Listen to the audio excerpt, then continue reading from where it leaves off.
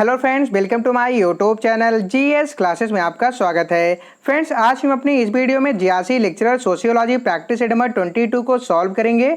ये practice set बिल्कुल ही syllabus के अकॉर्डिंग तैयार किया गया है। वीडियो को पूरा देखिएगा और हाँ, अगर आपको वीडियो पसंद आए वीडियो को लाइक ज़रूर कर दीजिएगा और साथ ही साथ प्रैक्टिस सेट को सॉल्व करने के बाद कमेंट बॉक्स में कमेंट करके ये जरूर बताएगा कि आज के प्रैक्टिस सेट में आपके टोटल कितने क्वेश्चन सही हुए।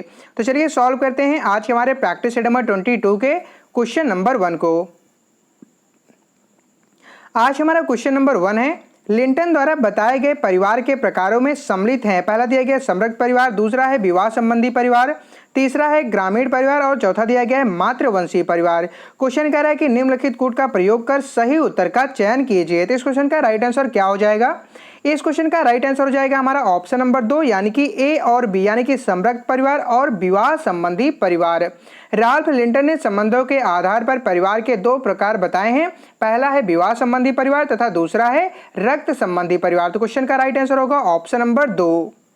आज हमारा सेकेंड क्वेश्चन है, दादा दादी और नाती पोतों के बीच परिहास संबंध पाए जाते हैं। किसमें पाए जाते हैं?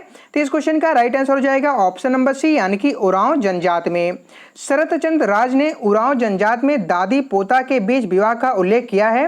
वेरियर एल्विन ने वैगा जनजात में पोता दादी विवाह का उल्लेख किया है तथा पैरी कोस्ट द्वीप में दादा पोती एवं दादी पोता विवाह जो है प्रचलित है। क्वेश्चन का राइट आंसर होगा ऑप्शन नंबर सी। आज हमारा थर्ड क्वेश्चन है, हिंदू विवाह जिसमें पुत्री किसी पुरोहित को भेंट की जाती है कहलाता है। क्या कहलाता है? ऑप्शन नंबर ए है ब्रह्म विवाह, ऑप्शन नंबर बी दैव विवाह, ऑप्शन नंबर सी असुर विवाह और लास्ट है ऑप्शन नंबर डी आर्ष विवाह। तो इस क्वेश्चन का राइट आंसर क्या हो जाएगा? इस क्वेश्चन का राइट आंसर हो जाएगा हमारा ऑप्शन नंबर बी यानी कि दैव विवाह। दैव विवाह में कन्या के पिता एक जो है यज्ञ की व्यवस्था करते हैं और अलंकारों से सजी कन्या का दान उस व्यक्ति को किया जाता है जो उस यज्ञ को उचित ढंग से पूरा करे। इस विवाह का प्रचलन प्राचीन काल में अधिक था, लेकिन वर्तमान काल में जो है ना तो यज्ञ है अधिक प्रचलित है और ना ही दैव विवाह का जो है प्रचलन अधिक है। ठीक है, तो इस वजह से इस क्वेश्चन का राइट आंसर होगा ऑप्शन नंबर बी। आज हमारा अगला प्रश्न है, भारत में कुछ जनजातियों में किसी लड़की से विवाह करने के पूर्व लड़के द्वारा अपनी शक्ति सिद्ध करने की प्रथा है, इसे कहते हैं। तो इसे क्या कहते हैं? तो इस क्वेश्चन का राइट आंसर हो जाएगा ऑप्शन नंबर सी यानी कि परीक्षण विवाह।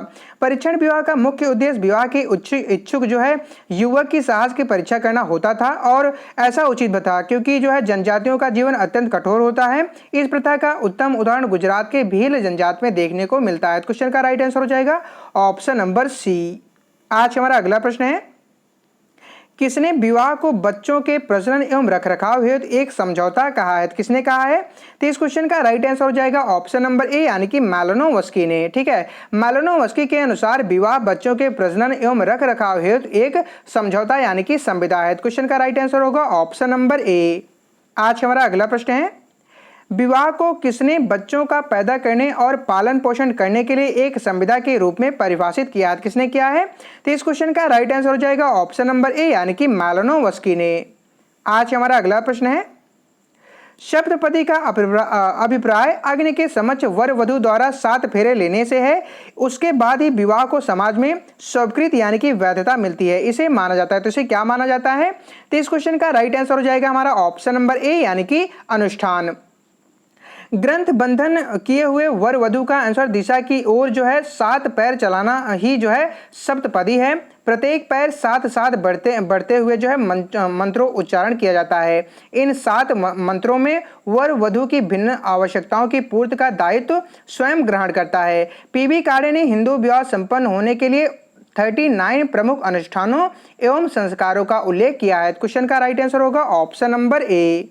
आज हमारा अगला प्रश्न है, संयुक्त परिवार व्यवस्था विघटन के कागार पर है, निम्नलिखित में कौन सा कारक इसके विघटन के लिए उत्तरदायी नहीं है? तो इनमें से कौन सा कारक है जो इसके विघटन के लिए उत्तरदायी नहीं है? तो इस क्वेश्चन का राइट आंसर होगा हमारा ऑप्शन नंबर डी यानी कि कृषि उत्पादन बढ़ रहा है। ठीक है, औद्योगिकीकरण, नगरीकरण, पाश्चात्य शिक्षा, संस्कृति एवं विचारधारा का प्रभाव, पारिवारिक विवाद, परिवार के कार्यों की घटना, महिला आंदोलन, सामाजिक सुरक्षा प्रावधान आदि वे कारक हैं जिनसे संयुक्त परिवार विखंडन की ओर बढ़ रहा है। क्वेश्चन का राइट आंसर होगा ऑप्शन नंबर डी।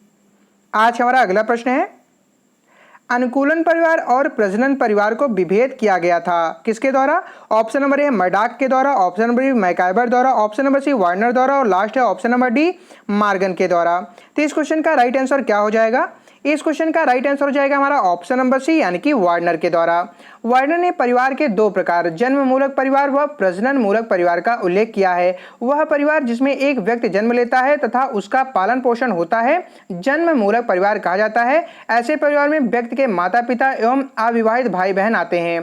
प्रजनन मूलक परिवार का निर्माण व्यक्ति विवाह के बाद करता है। क्वेश्चन का राइट आंसर होगा ऑप्शन नंबर सी। आज हमारा अगला प्रश्न है, विश्व के किस महाद्वीप में वधू मूल्य प्रथा ज्यादा प्रचलित है? Option number A Asia, option number B Africa, option number C Europe और लास्ट है ऑप्शन नंबर डी अमेरिका। तो इस क्वेश्चन का राइट आंसर क्या हो जाएगा? इस क्वेश्चन का राइट आंसर हो जाएगा हमारा ऑप्शन नंबर बी यानी कि अफ्रीका में।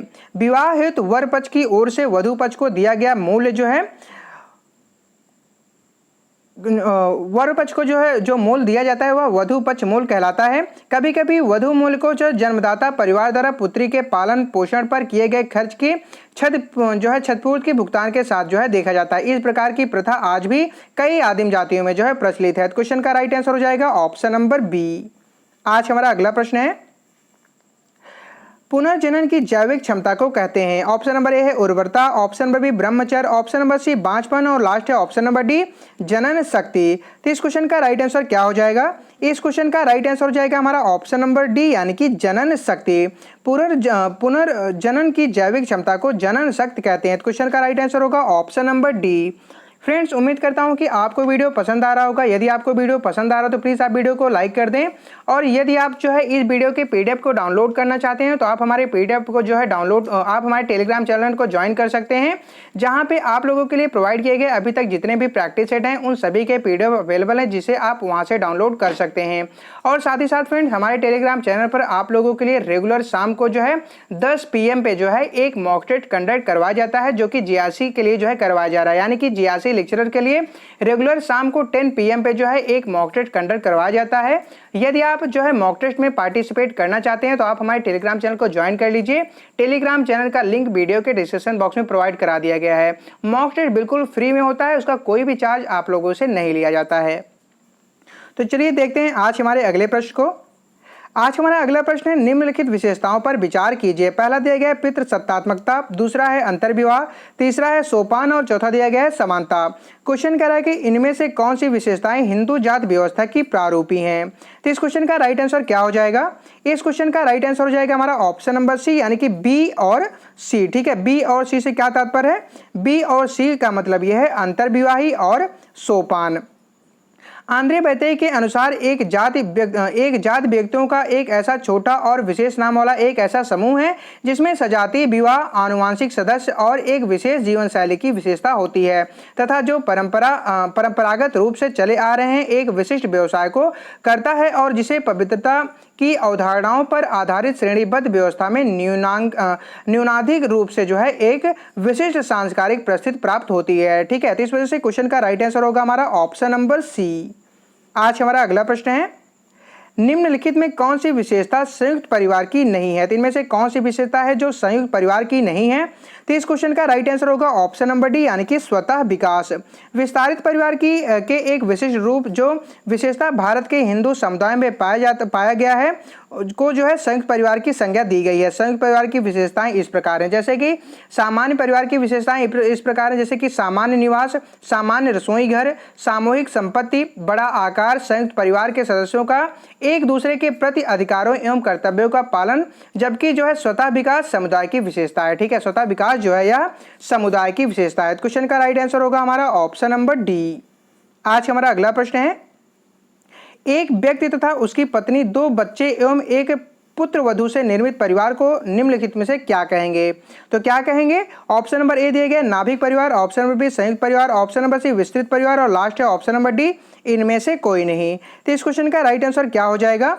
इस क्वेश्चन का राइट आंसर हो जाएगा हमारा ऑप्शन नंबर बी यानी कि संयुक्त परिवार। ठीक है, एक व्यक्ति तथा उसकी पत्नी, 2 बच्चे एवं एक पुत्र वधू से निर्मित परिवार को संयुक्त परिवार कहते हैं। क्वेश्चन का राइट आंसर होगा option number B.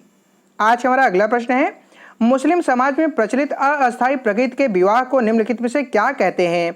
Option number A है निकाह, ऑप्शन नंबर बी मुताह, ऑप्शन नंबर सी फांसी और लास्ट है ऑप्शन नंबर डी वातिल। तो इस क्वेश्चन का राइट आंसर क्या हो जाएगा? इस क्वेश्चन का राइट आंसर हो जाएगा हमारा ऑप्शन नंबर बी यानी कि मुताह। मुताह अस्थायी प्रकार का विवाह है और केवल मुस्लिम समाज में ही मान्य है। मुसलमानों में सुन्नियों के अनुसार केवल अस्थायी विवाह ही हो सकता है, लेकिन शिया लोगों के अनुसार अस्थायी विवाह भी हो सकता है, जिसे मुताह कहते हैं। क्वेश्चन का राइट आंसर होगा ऑप्शन नंबर बी। आज हमारा अगला प्रश्न है, मध्य युग में परिवार निष्पादित करता है। ऑप्शन नंबर ए है शैक्षणिक कार्य, ऑप्शन नंबर बी है आर्थिक कार्य, ऑप्शन नंबर सी धार्मिक कार्य और लास्ट है ऑप्शन नंबर डी उपर्युक्त सभी। तो इस क्वेश्चन का राइट आंसर क्या हो जाएगा? इस क्वेश्चन का राइट आंसर हो जाएगा हमारा ऑप्शन नंबर डी यानी कि उपर्युक्त सभी। प्रकार्यात्मक दृष्टि से परिवार का निर्माण कुछ मूल उद्देश्यों के पूर्ति के लिए किया जाता है। इन प्रकारों की पूर्ति के लिए परिवार के सदस्य परस्पर अधिकारों एवं कर्तव्यों से बंधे रहते हैं। परिवार की सांस्कृतिक विशेषता यह है कि वह समाज की संस्कृति की रचना, सुरक्षा, हस्तांतरण एवं संवर्धन में जो है योग देता है। क्वेश्चन का राइट आंसर क्या होगा? तो इस क्वेश्चन का राइट आंसर हो जाएगा हमारा ऑप्शन नंबर डी। आज हमारा अगला प्रश्न है, इनमें कौन सा कानून के अंतर्गत आता है? Option number A hypogamy, option number B polygamy, option number C सबिडा एंडोगैमी और लास्ट है ऑप्शन नंबर डी गोत्र एंडोगैमी। तो इस क्वेश्चन का राइट आंसर क्या हो जाएगा? इस क्वेश्चन का राइट आंसर हो जाएगा हमारा ऑप्शन नंबर सी यानी कि सबिडा एंडोगैमी। आज हमारा अगला प्रश्न है, निम्नलिखित के सही जोड़े बताइए। पहला दिया गया है तालिका 1 तथा दूसरा तालिका 2 दिया गया है, हमें इनका आपस में मिलान करना है। तो आइए मिलान करते हैं। पहला दिया गया है हमारा पुनालु वन परिवार। पुनालु वन परिवार किससे संबंधित है? या मार्गन से संबंधित है। किससे? या मार्गन से संबंधित है। दूसरा दिया गया है पूर्वाभिमुखी परिवार, या किससे संबंधित है? या वार्नर से संबंधित है। तीसरा दिया गया है अति लघु परिवार, या किससे संबंधित है? या जिमरमैन से संबंधित है। और चौथा दिया गया है दाम्पत्तिक एवं समृद्ध परिवार, या किससे संबंधित है? या जो है राल्फ लिंटन से संबंधित है। क्वेश्चन का राइट आंसर क्या हो जाएगा? इस क्वेश्चन का राइट आंसर हो जाएगा हमारा ऑप्शन नंबर ए। आज हमारा अगला प्रश्न है, किसके संदर्भ में विजातीय विवाह को सजातीय विवाह माना जा सकता है? ऑप्शन नंबर ए है गोत्र, ऑप्शन नंबर बी सबिंड, ऑप्शन नंबर सी प्रजाति और लास्ट है ऑप्शन नंबर डी प्रतिष्ठा। तो इस क्वेश्चन का राइट आंसर क्या हो जाएगा? इस क्वेश्चन का राइट आंसर हो जाएगा हमारा ऑप्शन नंबर ए यानी कि गोत्र। हिंदुओं में गोत्र विवाह निषेध है। विज्ञानेश्वर ने गोत्र का अर्थ स्पष्ट करते हुए कहा है कि वंश परंपरा में जो नाम प्रसिद्ध होता है उसी को गोत्र कहा जाता है। इस प्रकार एक गोत्र के सदस्यों द्वारा अपने गोत्र से बाहर विवाह करने ही गोत्र बहिर्विवाह कहलाता है। हिंदू विवाह अधिनियम द्वारा वर्तमान में संगोत्र विवाह हटा दिया गया है, किंतु व्यवहार में आज भी इसका प्रचलन है। क्वेश्चन का राइट आंसर होगा ऑप्शन नंबर ए। आज हमारा अगला प्रश्न है, पिता की बहन की पुत्री के साथ विवाह है। पिता की बहन की पुत्री के साथ विवाह क्या है? तो इस क्वेश्चन का राइट आंसर होगा ऑप्शन नंबर बी यानी कि पैटर्नल क्रॉस कजिन मैरिज।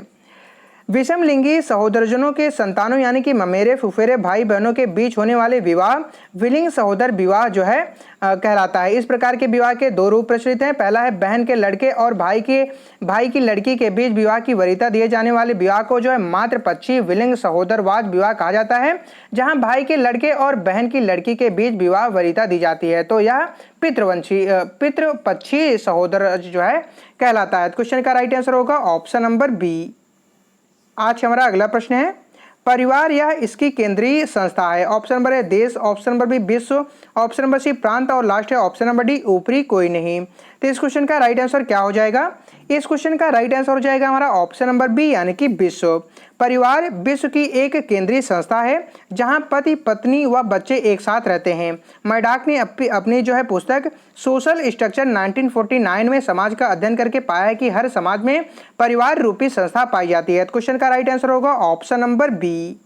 आज हमारा अगला प्रश्न है, धनुष व तीर धर्म क्रिया अभी भी इनमें चालू है। किसमें चालू है?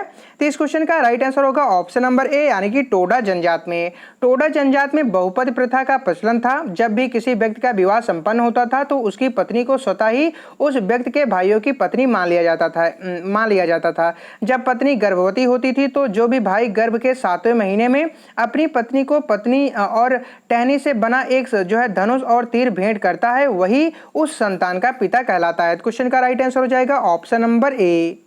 आज हमारा अगला प्रश्न है, निम्न में कौन सा समूह मात्र वंशागत है? तो इनमें से कौन सा समूह मात्र वंशागत है? तो इस क्वेश्चन का राइट आंसर होगा ऑप्शन नंबर डी यानी कि नायर, खासी, मठ और गारो। ठीक है, गारो, खासी, नायर और बट, इरालू, कादर जनजात जो है ये मातृवंशी हैं। क्वेश्चन का राइट आंसर होगा ऑप्शन नंबर डी।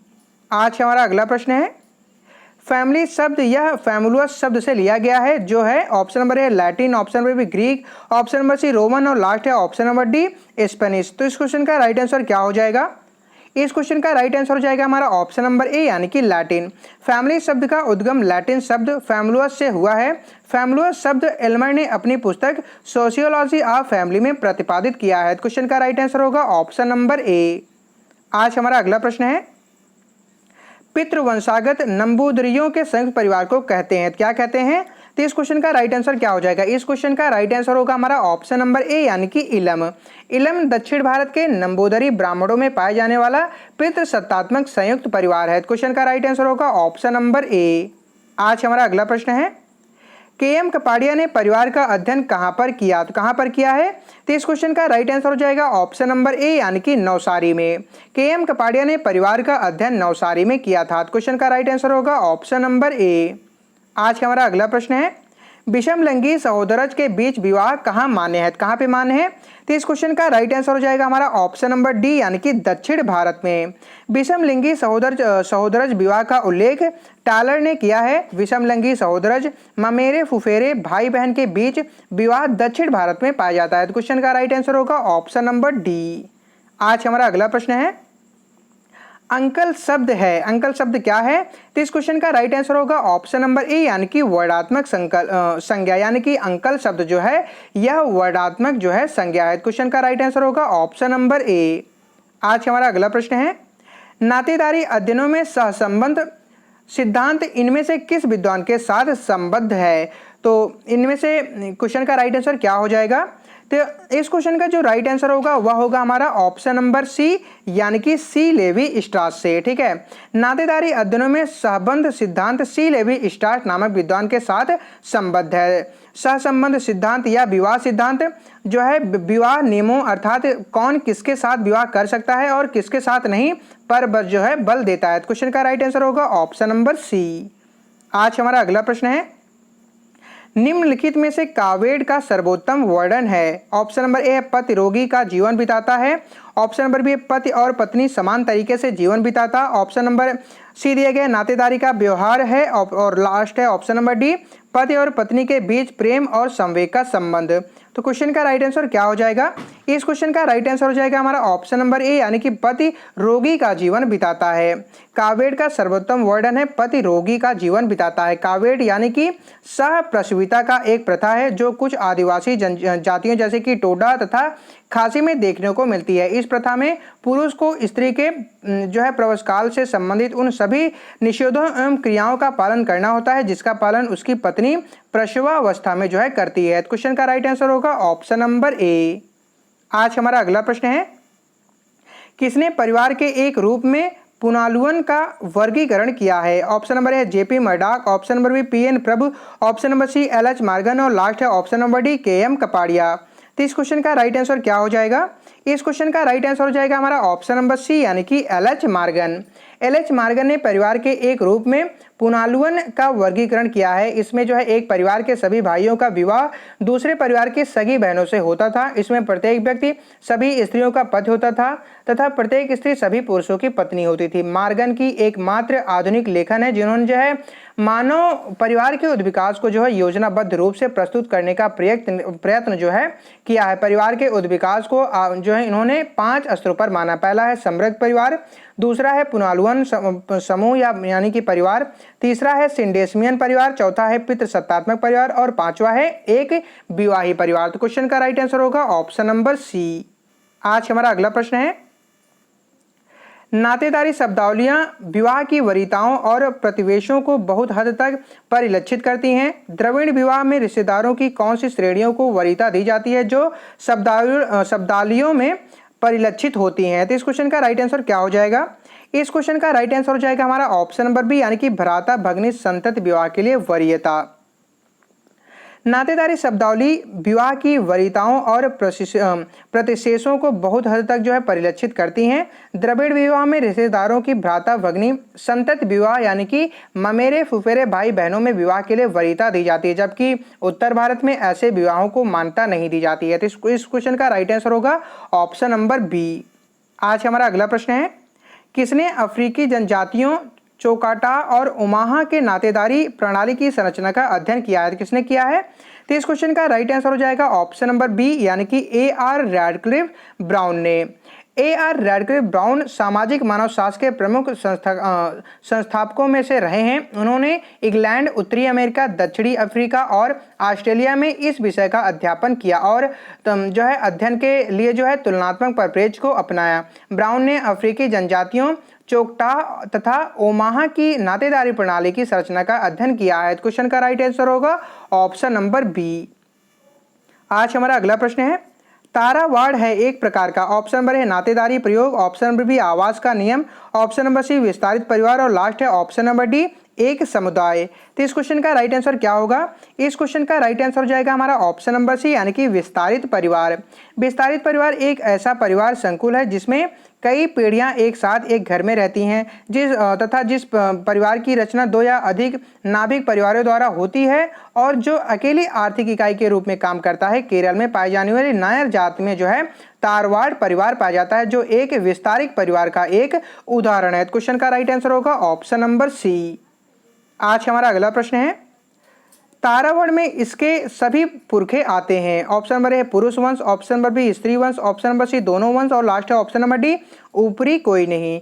तो इस क्वेश्चन का राइट आंसर क्या हो जाएगा? इस क्वेश्चन का राइट आंसर हो जाएगा हमारा ऑप्शन नंबर बी यानी कि स्त्री वंश। तारावाड़ में स्त्री वंश के पुरखे आते हैं। क्वेश्चन का राइट आंसर होगा ऑप्शन नंबर बी।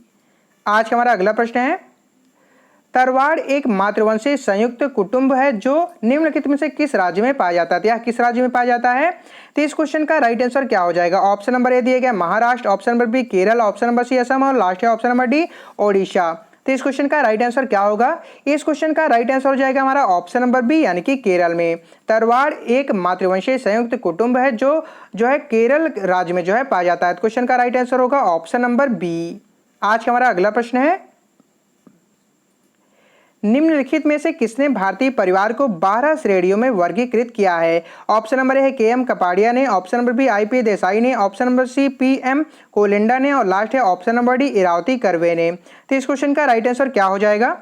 इस क्वेश्चन का राइट आंसर हो जाएगा हमारा ऑप्शन नंबर सी यानी कि पी.एम. कोलिंडा ने। ठीक है, पी.एम. कोलिंडा ने सहनिवास और सहभोजन दोनों को संयुक्तता के आवश्यक तत्व मानते हैं। कोलिंडा ने भारतीय परिवार को 12 श्रेणियों में वर्गीकृत किया है। क्वेश्चन का राइट आंसर होगा ऑप्शन नंबर सी। फ्रेंड्स, आपसे एक इन्फॉर्मेशन शेयर करनी थी कि एक्चुअली आज मेरी थोड़ी जो तबीयत है थोड़ी वीक है, तो इस वजह से कुछ वर्ड्स इधर उधर हुए होंगे, तो उसके लिए मैं आपसे दिल से सॉरी चाहता हूँ। ठीक है, तो अगर कुछ शब्द इधर उधर हुए हों तो आप लोग थोड़ा आज के लिए मैनेज कर लीजिएगा और कल थोड़ा सही करने की कोशिश करूंगा। ठीक है, तो थोड़ा मैनेज कर लीजिएगा प्लीज़। बढ़ते हैं आज के अपने अगले प्रश्न की तरफ। आज का हमारा अगला प्रश्न है, बहुराष्ट्रीय निगमों और सूचना प्रौद्योगिकी उद्योग के विकास के कारण भारत में निम्न में से किस प्रकार के परिवार का उदय हो रहा है? ऑप्शन नंबर है 2 नगरीय परिवार, ऑप्शन नंबर बी एकल परिवार, ऑप्शन नंबर सी संयुक्त परिवार और लास्ट है ऑप्शन नंबर डी विस्तृत परिवार। तो इस क्वेश्चन का राइट आंसर क्या हो जाएगा? इस क्वेश्चन का राइट आंसर हो जाएगा हमारा ऑप्शन नंबर बी यानी कि एकल परिवार। बहुराष्ट्रीय निगमों और सूचना प्रौद्योगिकी उद्योग के विकास के कारण जो है भारत में प्रतिस्पर्धा प्रधान समाज की परिस्थितियां बनती जा रही हैं। आज के प्रतिस्पर्धा समाज में पति पत्नी दोनों कमाते हैं और बच्चों के उज्जवल भविष्य के लिए हर संभव प्रयत्न भी करते हैं ताकि उसके बच्चे जो है आगे चलकर अच्छा जो है ओहदा या मान प्रतिष्ठा और धन को जो है प्राप्त कर पाएं।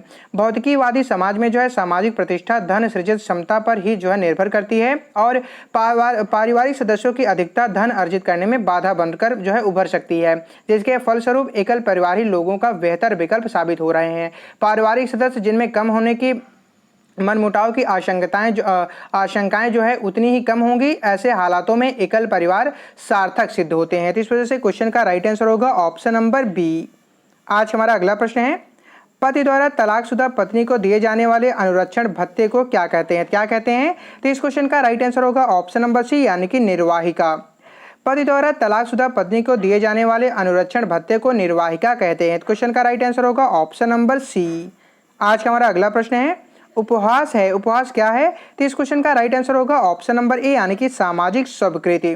कुछ विशिष्ट प्रकार के व्यवहारों को प्रोत्साहन अथवा हतोत्साहित करने हेतु व्यक्ति को दिए जाने वाले दंड अथवा पुरस्कार की व्यवस्था को स्वीकृत यानी कि सोशल सेक्शन जो है कहते हैं। सकारात्मक स्वीकृति में बहुधा प्रशंसा करना या साधुवाद देना आदि जो है सम्मिलित है। ठीक है, इस विपरीत नकारात्मक स्वीकृति में अस्वीकृति की मात्र झलक व्यक्ति के अहम को चोट पहुंचा सकती है। नकारात्मक स्वीकृतियां औपचारिक यानी कि कानून और अनौपचारिक यानी कि शाब्दिक या उपहास दोनों प्रकार की हो सकती हैं। क्वेश्चन का राइट आंसर होगा ऑप्शन नंबर ए। आज हमारा अगला प्रश्न है नातेदारी की किस रीत में भतीजा बुआ की संपत्ति का उत्तराधिकारी होता है? ऑप्शन नंबर ए दिए गए मातलेय, ऑप्शन नंबर बी पितृस्व श्रेय, ऑप्शन नंबर सी कावेड और लास्ट है ऑप्शन नंबर डी इनमें से कोई नहीं। फ्रेंड्स यह क्वेश्चन आप लोगों से जो है पिछले प्रैक्टिस सेट में पूछा गया था, जिसका जो है मैक्सिमम लोगों ने सही जवाब दिया था। तो आइए जानते हैं कि इस क्वेश्चन का राइट आंसर क्या हो जाएगा। इस क्वेश्चन का राइट आंसर होगा हमारा ऑप्शन नंबर बी यानी कि पितृस्व श्रेय। ठीक है, कुछ पितृसत्तात्मक समाजों में पाई गई एक ऐसी प्रथा को पितृस्व श्रेय कहते हैं जिसमें पिता की बहन अर्थात बुआ का अपने भतीजे एवं भतीजियों के साथ विशिष्ट संबंध होता है। बुआ भतीजे भतीजियों के हर काम में सहयोग करती है और यहाँ तक कुछ बुआ की संपत्ति में भी इनका अधिकार होता है। क्वेश्चन का राइट आंसर होगा ऑप्शन नंबर बी। आज हमारा अगला प्रश्न है सममित परिवार की अवधारणा किसने प्रतिपादित की थी? किसने प्रतिपादित की थी? ऑप्शन नंबर ए यंग तथा विल्मार्ट ने, ऑप्शन नंबर बी ओकले ने, ऑप्शन नंबर सी बॉमैन एवं स्मार्ट ने और लास्ट है ऑप्शन नंबर डी स्मार्ट ने। फ्रेंड्स जैसा कि आपको पता है कि हमारे प्रैक्टिस सेट के लास्ट क्वेश्चन आप लोगों के लिए छोड़ दिए जाते हैं, यानी कि इस क्वेश्चन का राइट आंसर क्या होगा आप लोगों को कमेंट बॉक्स में कमेंट करके बताना होगा कि क्वेश्चन का राइट आंसर क्या होगा। ठीक है, उम्मीद करता हूं कि आपको वीडियो पसंद आया होगा। यदि आपको वीडियो पसंद आया हो तो प्लीज़ आप वीडियो को लाइक कर दें, और यदि आपको वीडियो पसंद नहीं आया है तो आप वीडियो को डिसलाइक कर दें। और आपने वीडियो को डिसलाइक क्यों किया है इसको कमेंट बॉक्स में कमेंट करके जरूर बताएं, जिससे क्या होगा कि हम आपके कमेंट को अपने नेक्स्ट वीडियो में जरूर कंसीडर करेंगे। और फ्रेंड्स मुझे पता भी है कि आज जो वर्ड्स निकले हैं मेरे थोड़े इधर उधर हुए हैं, तो आप लोग थोड़ा मैनेज कर लीजिएगा, क्योंकि थोड़ा वीकनेस है। ठीक है, इस वजह से थोड़े इधर उधर हुए हैं। एक्चुअली एग्जाम बहुत पास है तो मैं मिस नहीं कर सकता था प्रैक्टिस सेट, इसी वजह से जो भी गलती हुई होगी आज के लिए मैं आप लोगों से क्षमा चाहता हूं। तो आप लोग थोड़ा सा मैनेज कर लीजिएगा प्लीज़। ठीक है, तो चलिए मिलते हैं हम आपसे अपने नेक्स्ट वीडियो में, तब तक के लिए जय हिंद, वंदे मातरम।